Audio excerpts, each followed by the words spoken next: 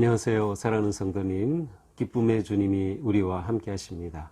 우리와 함께 하시는 주님을 찬양합니다. 기도하겠습니다. 하나님 감사합니다. 오늘 또 주님의 은혜로 저희들에게 새날을 주시고 또 주님의 말씀을 묵상할 수 있는 이 기쁨을 주신 은혜 감사합니다. 오늘도 주님 주시는 말씀 감사와 기쁨으로 받고 또 말씀대로 순종하며 나아갈 수 있도록 성령님 저희들을 잡아주시고 인도하여 주시옵소서. 주시는 말씀 하나하나 내 삶에 구체적으로 적용하고 또 실천하며 온전히 순종함으로 하나님의 거룩하신 뜻을 저희들의 삶 속에서 이루어갈 수 있도록 함께하여 주시옵소서. 예수님 이름으로 기도합니다. 아멘. 네, 오늘 말씀은 히브리서 3장 7절에서 19절입니다. 히브리서 3장 7절에서 19절입니다. 그러므로 성령이 이르신 바와 같이 오늘 너희가 그의 음성을 듣거든 광야에서 시험하던 날에 거역하던 것 같이 너희 마음을 완고하게 하지 말라. 거기서 너희 열조가 나를 시험하고 증험하고 40년 동안 나의 행사를 보았느니라. 그러므로 내가 이 세대에게 노하여 이르기를 그들이 항상 마음이 미혹되어 내 길을 알지 못하는도다 하였고 내가 노하여 맹세한 바와 같이 그들은 내 안식에 들어오지 못하리라 하였느니라. 형제들아 너희는 삼가 혹 너희 중에 누가 믿지 아니하는 악한 마음을 품고 살아계신 하나님에게서 떨어질까 조심할 것이요. 오직 오늘이라 일컫는 동안에 매일 피차 권면하여 너희 중에 누구든지 죄의 유혹으로 완고하게 되지 않도록 하라. 우리가 시작할 때에 확실한 것을 끝까지 견고히 잡고 있으면 그리스도와 함께 참여한 자가 되리라. 성경에 일러스되 오늘 너희가 그의 음성을 듣거든 경노하시게 하던 것 같이 너희 마음을 완고하게 하지 말라 하였으니 듣고 경노하시게 하던 자가 누구냐? 모세를 따라 애굽에서 나온 모든 사람이 아니냐? 또 하나님이 40년 동안 누구에게 노하셨느냐? 그들의 시체가 광야에 엎드러진 범죄한 자들에게가 아니냐? 또 하나님이 누구에게 맹세하사 그의 안식에 들어오지 못하리라 하셨느냐? 곧 순종하지 아니하던 자들에게가 아니냐? 바로 이로 보건대 그들이 믿지 아니함으로 능히 들어가지 못한 것이라. 아멘.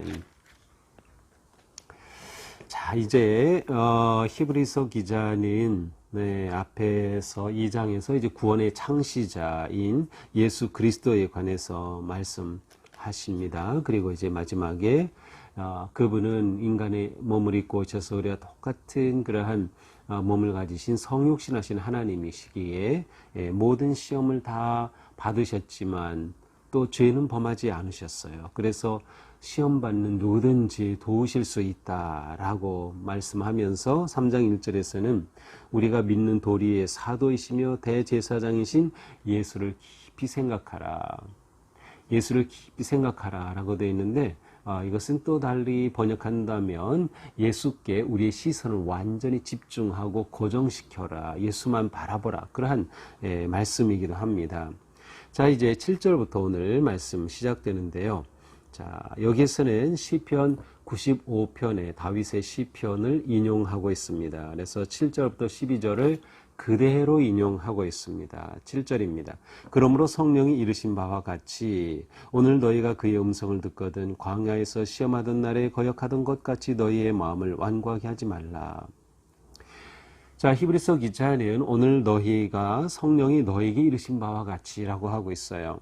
자, 이 시편의 말씀을 인용하는데 이 시편은 다윗의 시편을 하면 이 히브리서 기자가 이 설교를 쓸 때보다 적어도 1000년 이전이거든요. 그런데 그 말씀이 바로 지금도 우리에게 살아 역사는 주시는 말씀이라는 그러한 의미를 우리에게 보여주고 있어요. 그래서 성령이 이르신 바와 같이라고 과거형으로 되어 있지만 공동 번역은 오히려 성령께서 이르시기를 이처럼 현재적으로 번역했는데 그것이 또한 의미를 잘 살린 것이라고 생각합니다. 자, 성령께서 말씀하셔요. 무엇을? 지금 시편 95편 7절부터 11절의 말씀이 바로 7절부터 여기 11절까지 그대로 인용되고 있습니다. 이 시작도 오늘 너희가 그의 음성을 듣거든 이렇게 되어 있어요. 바로 오늘 하나님의 말씀이 현재적으로 우리에게 다가오시는 하나님의 음성이다라고 하는 것을 보여주고 있어요. 특별히 히브리서 기자는 구약의 말씀을 아주 권위 있는 하나님의 말씀으로 강하게 인정하고 또 그와 같은 믿음이 있었습니다. 그래서 이 구약의 말씀, 주로 이제 시편이지만 이 말씀을 아주 인용하면서 이 설교의 근거와 권위를 더해주고 있음을 봅니다. 하나님의 모든 말씀이 우리의 신앙의 표준이 된다고 하는 믿음이 그에겐 있었던 것이죠. 자, 8절 광야에서 시험하던 날에 거역하였던 것 같이, 자, 지금 이 내용의 배경은 이스라엘 백성들이 출애굽하여 광야 생활했던 것이 바로 역사적 배경입니다. 그래서 과거 이스라엘 백성들이 광야에서 지내는 동안 시험하던 날에 거역하던 것 같이 너희 마음을 완고하게 하지 말라. 그들의 마음이 완고해져서 하나님을 시험했어요. 그들이 모세에게 원망하면서, 그들이 마실 물이 없다고 원망하면서 모세를 대적하기도 하고 하나님을 시험했다. 그래서 9절에 보니까 너희 열조가 나를 시험하려고 증험하고 40년 동안 나의 행사를 보았느니라.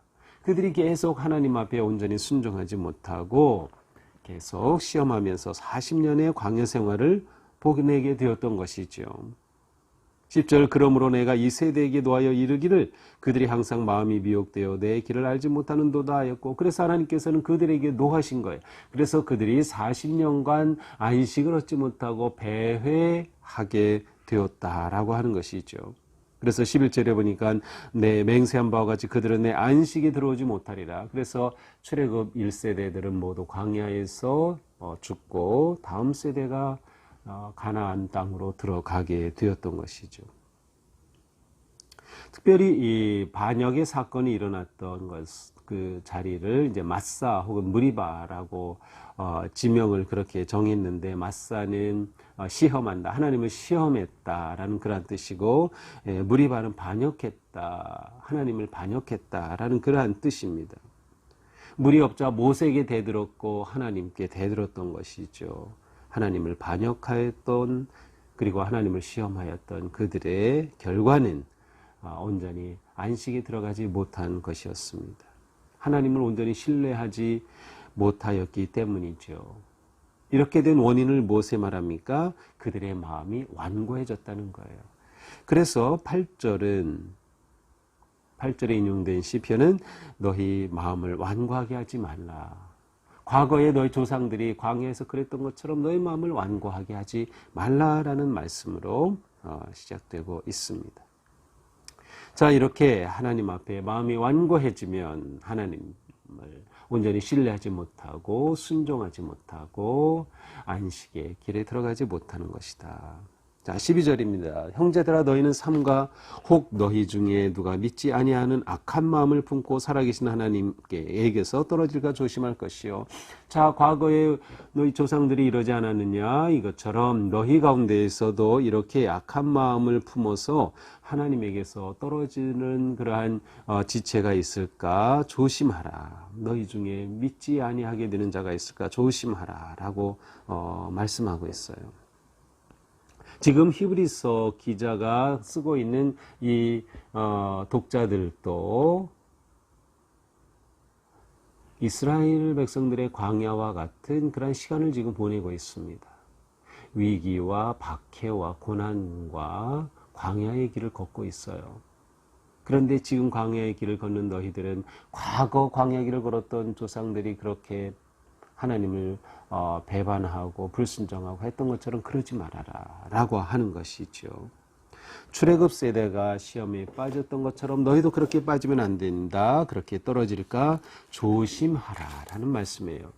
13절 오직 오늘이라 일컫는 동안에 매일 피차 권면하여.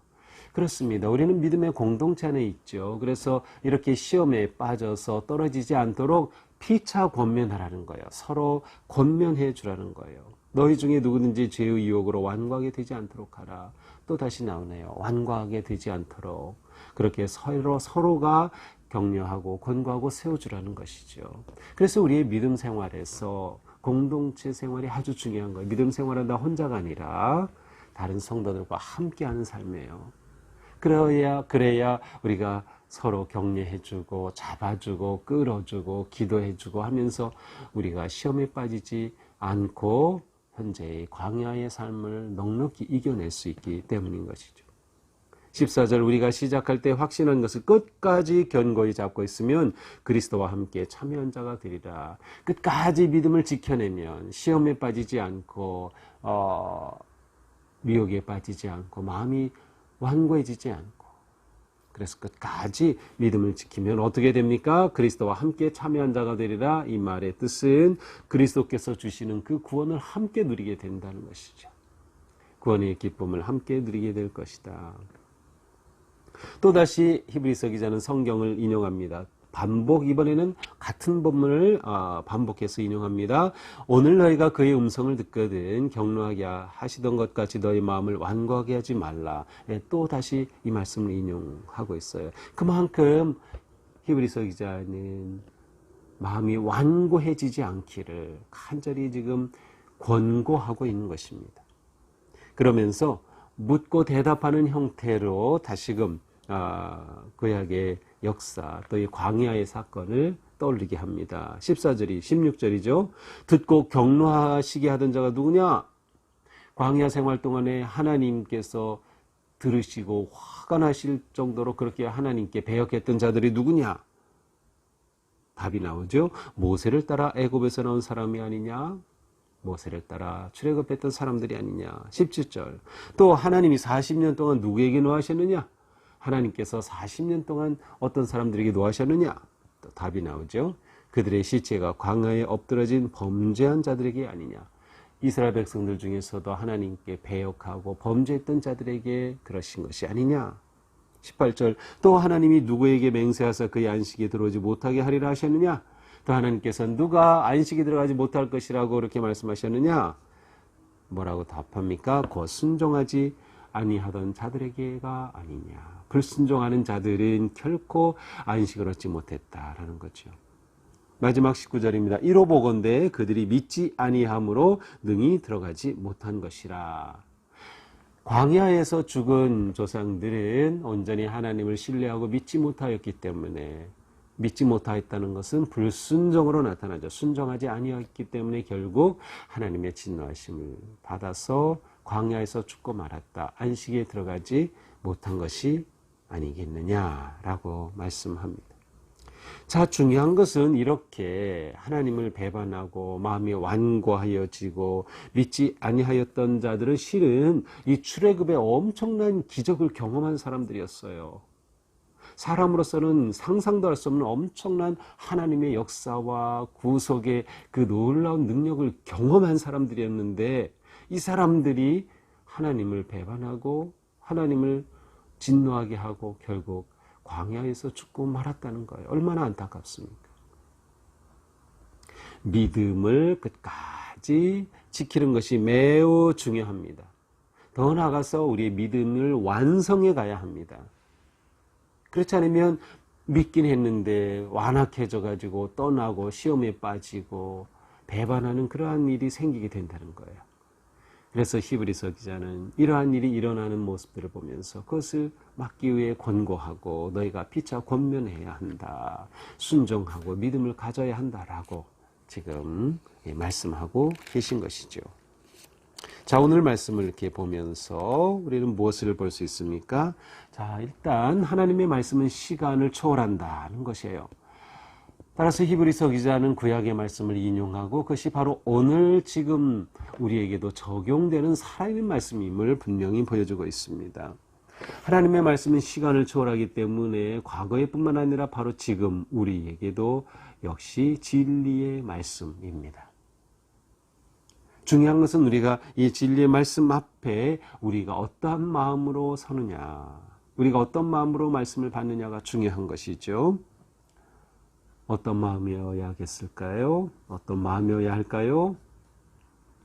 바로 완악하지 않은 거죠. 완악하다는 것은 아주 딱딱하다, 굳어버렸다 그런 뜻이에요. 그래서 반대되는 단어가 온유하다라는 뜻이에요. 온유하다는 부드럽다, 피가 통한다라는 뜻이에요. 그러니까 우리가 마음이 부드러워져야 돼요. 우리의 마음이 온유해져야 하나님의 말씀을 잘 흡수하고 잘 먹고 그 말씀으로 우리가 든든히 서가는 거죠. 근데 완악해지면 하나님의 이 말씀 앞에 불순종하고 불신으로 결국 안식에 이르지 못하는 결과가 오는 거예요. 안식에 이른다는 것은 여기에서는 하나님의 나라에 이르는 것이죠. 하나님 통치의 그 영광스러운 나라에 이르는 것.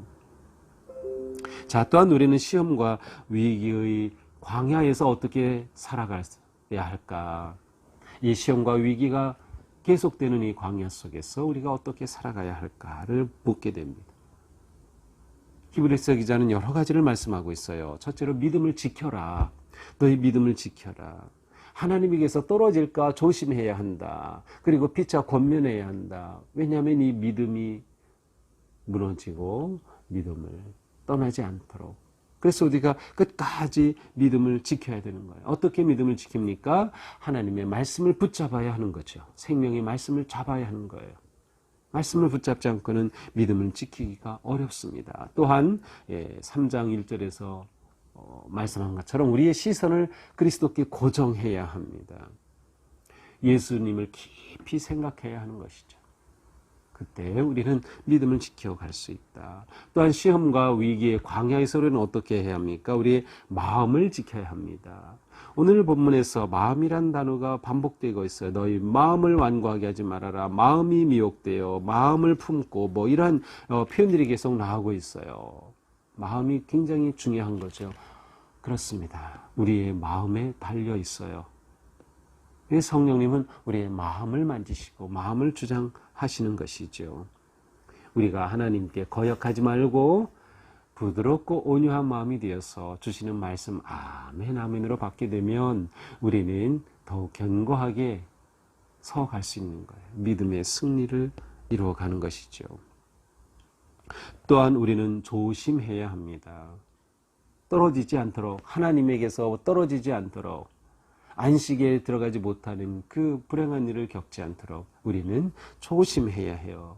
여기에는 교만하지 말라는 의미가 포함이 되어 있어요. 교만하면 조심하지 않아요. 왜? 내가 잘한다고 생각하고 나 힘이 있다고 생각하고 내가 옳다고 생각하니까 조심하지 않아요. 조심해야 광야를 우리가 이겨나갈 수 있습니다. 자, 이러한 상황에서 우리는 어떻게 해야 됩니까? 서로 권면하자. 서로 권면하자. 자, 우리 말씀 묵상 같이 하자. 예배 같이 드리자. 우리 함께 기도하자. 계속 권면하는 거예요. 우리 힘내야 돼. 우리 이럴 때일수록 하나님 더욱 붙잡고 기도해야 돼. 서로가 격려하고 기도하는 것이 매우 중요하죠. 그리고 오직 우리의 믿음을 굳게 지켜서 확신 안에 거하고 그리고 오직 순종하고 따르는 삶을 살아갈 때 우리는 이 광야를 넉넉히 이겨낼 수 있으리라 확신합니다. 오늘도 우리의 삶이 어떤 상황에서든 더욱 주님을 의지하고 바라보며 우리의 마음을 온유하게 하고 하나님의 말씀을 아멘으로 받아 순종하는 그러한 거룩한 하루, 그렇게 승리하는 복된 하루가 되기를 주님의 이름으로 축복합니다. 기도하겠습니다. 주님 감사합니다. 주님의 말씀은 언제나 영원한 진리입니다. 오늘도 말씀으로 저희들에게 오신 주님 감사합니다. 주신 말씀 생명의 말씀으로 믿고 저희들이 붙잡겠습니다. 험한 세상, 광야 같은 세상을 사는 저희들 믿음을 지킬 수 있도록 성령님 함께하여 주옵소서. 우리의 마음도 지키게 하여 주시옵소서. 무너지지 않도록 조심하게 하여 주시고 서로 권면하면서 함께 세워져 가도록 주님 붙잡아 주시옵소서. 우리에게 주시니 믿음, 확실한 믿음에 거하게 하시고 순종과 온유함으로 우리의 삶이 하나님께서 기뻐하시는 영광과 승리의 삶 살아갈 수 있도록 오늘도 함께하여 주시옵소서. 예수님 이름으로 기도합니다. 아멘. 네, 오늘도 주님의 은혜 안에서 우리 삶이 거룩하고 또 승리하기를 축복합니다. 사랑합니다.